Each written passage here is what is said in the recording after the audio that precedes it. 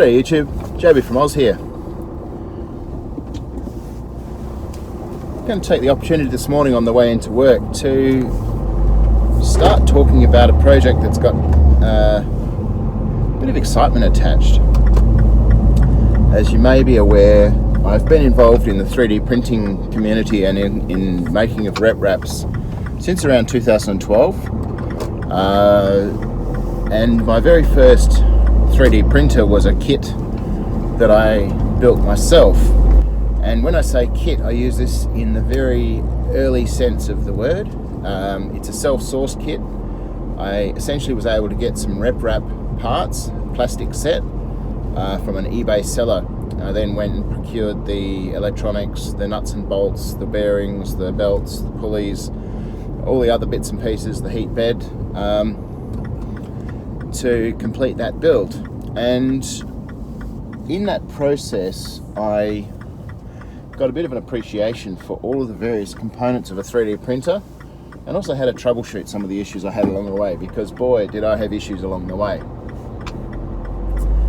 Out of that first experience, I grew to loathe end stops. I don't use end stops on any of my printers now.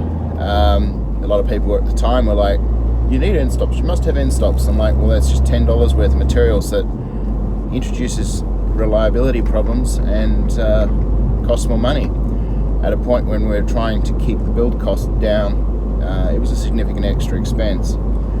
And secondarily, by appropriately coding the G code, I managed to put my printer back in a home position, albeit X0Y200Z0 at the end of each print, which meant that essentially when I powered off and came back on again, I knew exactly where the print head was in Z. And also when I built my printers, I built them with the bed plate level and parallel and square. So a little bit of care at startup meant that I was always in the correct location and my bed was always flat, square and parallel. And that worked really well for my very first printer, and I've repeated that with a number of the other printers that I've built since then. I've got a few photos that are just showing through here as I went along my various build processes. One of the things that was difficult at first was that the hot end technology that was available was pretty limited. I purchased an Eclipse hot end off an eBay seller. This had a lot of issues printing with PLA because the heat would travel up the center of the hot end, and eventually this would cause the PLA to swell as the pressure of the extruder pushed down, jamming up the extruder before it could come out the nozzle. And in trying to get a print to finish, I was struggling really badly. So the first mod I did on my built printer before I was actually able to print was to build a fan and fan duct. Now there's a lot of models on Thingiverse and other places these days for fan ducts, but it kind of relies on you having a working 3D printer to start with, which of course I didn't have. And so this assembly here that I've made up is just hacked up out of a Coke can, a soft drink can. And it's just something that may be interesting to somebody to say, yeah, I can use other things other than a 3D printer to fix my 3D printer so that my 3D printer works and I can print my next 3D printer. So it doesn't all have to be printed in plastic, and here's an example of an aluminium duct made up of exactly what I had on hand, a pair of scissors and a Coke can, and it was able to feed a cooling blast of cool air across the top of the hot end and fix my printing problem. So there's a lot of solutions like this along the way that you kind of pick up and realize. And one of the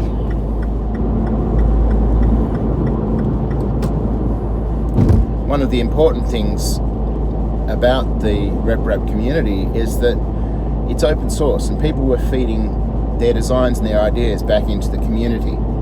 Josef Prusa was of course doing a hell of a lot and very, very generous with his time and his thoughts. Things like the heated print bed was one of his innovations. He actually came up with a PCB design that meant you could buy one of these heaters for very little money and suddenly you could print ABS and PLA on these printers. Very simple idea, but very, very effective.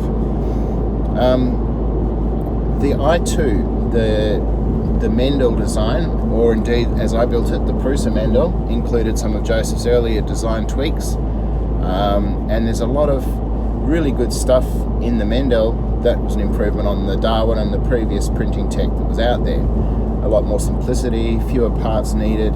It still had some pretty big flaws though, in that the triangular constraints on the end of the printer had a really good rigidity in the Y direction. However, the print head travels left and right in the X direction. So there wasn't really any bracing on that axis to resist the toing and froing of the print head. And this was a source of print errors. Another thing that wasn't really clear to a lot of people was that dimensional accuracy depends on having the belts pulling horizontally across their attachment points to keep a constant linear length of belt and to stop distortions happening. A lot of people were going backwards and forwards trying to measure print outcomes and adjust their steps per millimeter and so forth. The real simplicity of it is you've got a 2mm belt, you've got an 18 tooth pulley, you've got a 200 steps per rotation stepper. You can work out what the accurate motion is, and any other distortion you have isn't related to your steps, it's related to something else. And another of the factors that's really important in building a kit is to understand what to change. Try to only change one thing at a time, and in that sense you're actually making progress and learning what you're doing. Once I'd finished building my i2, there was a new design that was coming into the RepRap IRC group, which was the i3. And again, Josef had done a whole pile of work around making what's called a inverted T-frame or a box frame design. There was also other work alongside being done by other suppliers, Lulzbot and some of the other printers at the time. So I'm not really 100% sure of the provenance of the inverted T design, but certainly in my mind, Josef made the simplest and most attractive version of it, which is what you see today in the i3, that of the 6mm aluminium plate. And at the time I went to build my first i3, there were no build instructions, there was no bill of materials. It was quite difficult to understand how to build one, and a lot of the resistance people in the channel were having about building one is that there wasn't a bill of materials and there wasn't a build manual. In addition, as with all the other printers, there was a number of variations that you could go with, and the variation that I chose to proceed with was an Einstein variation. He was one of the guys on the IRC RepRap group, and he went for 10mm on the X platform as opposed to 8mm, which meant changing some of the prints. So I built out a bill of materials, figured out what I needed, and then I started to document that on the RepRap wiki. And this was in fact the first RepRap wiki, how to build an i3 manual. And I populated all that with the images of the parts, the bills of materials, and the information about my selected design. So for example, I used the Metal Gear system extruder, which was one of the options. And so part of the bill of materials was the parts needed for that. In order to build that particular extruder, you needed to buy a particular gear set. RepRap Source had those available, but it was another $40 or $50 of parts, or I think the whole kit was around $90. A lot of the people were on a budget and they were trying to save money anywhere. They didn't want to use that extruder. So very quickly, my build instructions were being replaced every couple of weeks by somebody else saying, that's not the right build instructions. So I archived my page off and just left that manual to others to do what they wanted to it, keeping my copy essentially on my own, how I built an i3 printer page on the RepRap wiki. I really like cable chains, and the single plate design I built, I put together some components that would allow you to build up a set of cable chains, published those on Thingiverse, again in the open source nature of the business. And that's been one of my most popular parts on Thingiverse. I've got about 40 designs up there at the moment. But that's pretty amazing, I reckon. That's up there. Other minor tweaks that I put in place along the way was an adjustment on the bill of materials. I could only buy 1 meter long 8mm rod, and I found that adding up the lengths of the 8mm rods meant I was a fraction over a meter. I was about 1.15 m or 1.20 m. So I couldn't use a single meter piece to get the 3 rods, so 2 1 meter pieces to get the 6 rods required. So I made some adjusted parts that actually took up the slack where I could in the print design and got it to under a meter, so that now somebody could build one with just 2 1 meter bars instead of having to buy an extra one just to get that extra 20mm on their length. I also was a big fan of putting all of the power supplies on the i2. Here's a picture of that, power supplies and the ramps board in a dedicated enclosure to tidy it up and make it look like a bit more of a professional machine. I was really quite happy with the way the power supply sat under the i2, and then similarly when I mounted it up behind the vertical frame on the i3. I started to make some kits, buying in Josef's aluminium plate and selling them to a couple of people locally.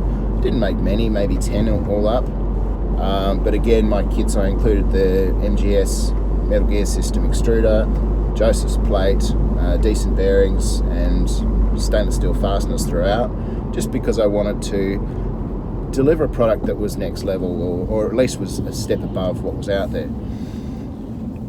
And Josef has really pushed that kind of mindset all the way along. When I first built the i3 from Josef's design, there was a number of steps along the way which I was like, that's not going to work, that's a bit light, that's a bit unconstrained, because my experience with the i2 was that I was trying to constrain everything to try and get rid of all of the various wobbles and bends and jiggery pokeries and stuff to try and get a more consistent, accurate print. Josef went the other way. He dropped the drive screw for the Z from an 8mm rod to a 5mm rod, and he took away the top constraint bearing on that. So essentially it didn't matter if you were out of line on the drive, the smooth rods were what guide the axis, and that was a remarkable change. It's kind of counterintuitive, but this is the sort of thing that Josef was doing, and one of the reasons I feel he is really core to the printers that we see today in the rep wrap and also production sales type ifers. I was also pretty good mates with Easy Mobius. He's the guy who built the Trinity Labs Illuminatus, and he was working with linear stages instead of belt driven, higher speeds, higher accuracy, and the print results he was showing us were just awesome. And he decided to build a limited run 50 machines, which essentially he sold as a kit, and people had mixed results with that kit. There was a lot of things that weren't up to the level that people thought it should have been for the price they paid. I think it was around $2,000 US for this kit. And in the end there was something a little over 100 printers produced. 100 in the 2 batches, and then I think Cecil managed to get another 5 or 10 made up out of spare parts. In the end, Trinity Labs moved to a build, tune and deliver a finished built printer, a tune printer that Cecil managed to deal with all the build issues that a lot of people had problems with, and it was a much better received product. Unfortunately we lost Ezra and we have no further output from Trinity Labs, and that design kind of died a death. So my experience with kits has been exactly that. It's a start point, it's a pretty low grade effort, especially with the i2, having to self-source all the components, make sure you've got the right number of bits, making sure that you knew what tools you needed, cleaning up all your parts to make sure that all the burrs were out of it, all the holes were big enough, all that sort of stuff. And Josef has made a business out of his i3, his Mark II, original Prusa i3 and Mark III, the multi-colour changes, automatic bed leveling is building into these things, the power off, power on, restart capabilities, really idiot-proofing this printer. and it shows in the product and also in the acceptance of the product that his printers are 1, 2 and 3 the best printers of 2018 and 2019, and they're just kicking goals all over the place. Now I'm really excited because Josef's new product is a resin-based printer, and the resin is printed using a UV light curing process instead of a filament-fed extrusion process. And this allows for much finer details and much finer layer heights, albeit with a smaller build volume, but for the trade-off for what I'm trying to achieve, these are definitely improvements that I'm keen to progress with.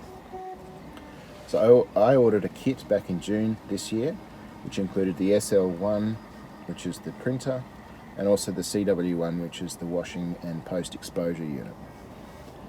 The shipping date originally was early September, and there's been a little bit of delays in this with the kits. They've had a couple of components that they weren't happy with in the kit form, so they've had to delay shipping, and I think the current estimated shipping date is end of October for my batch. So it's coming up soon. So really this video is a precursor to my expectation of a kit and what it's going to take to make a decent printer from a kit. And I must say that yesterday when I jumped on and had a read of the build instructions for the CW1 and the SR1 kits, this is so much better than any of the kits I've ever dealt with in the past. There's clear, concise instructions, there's tools included, everything has alignment jigs built into it, clear steps, tips, what to look for, what to avoid. I have the expectation after having read this manual that this kit is going to be next level. So I'll be making a video of the unboxing and of the building of that particular printer, and then of course of the sample prints that we run from that. Now our desire with the printer is to be able to use it as a pattern making tool for metal casting, and for that to occur we need to be able to print parts that we can then take silicon molds of, do wax injections, and then lost wax cast using investment pasta. Veg Oil Guy, who's a channel I'll link here, has recently been using an Elegoo Mars resin printer and getting some pretty awesome results. So I have no doubt that the technology is up to the results I'm after. It's going to be a question of whether the printer is up to it. And from my previous experience with Josef's products and the current experience with the build manual, I'm really excited. One of the things that really sparked my excitement the other day is Josef tweeted an image of him signing an SL1. Why this is important is back in June I requested that Joe sign my printer as part of the build, and of course he's busy these days, he's traveling all over the world, but maybe, just maybe, that means my printer is being built and assembled, getting ready for shipping. And if it is this printer, it's the first SL1 printer in existence that's been signed by Josef, and that's pretty special for me. Having been there along the way, I'm really excited to be this part of it. Had a look, I couldn't see any other build videos for the SL1 on YouTube yet, so possibly that'll be another first, is building an SL1 from a kit form. In the next month I hope to have something in my hands, so look out for it. Catch up soon.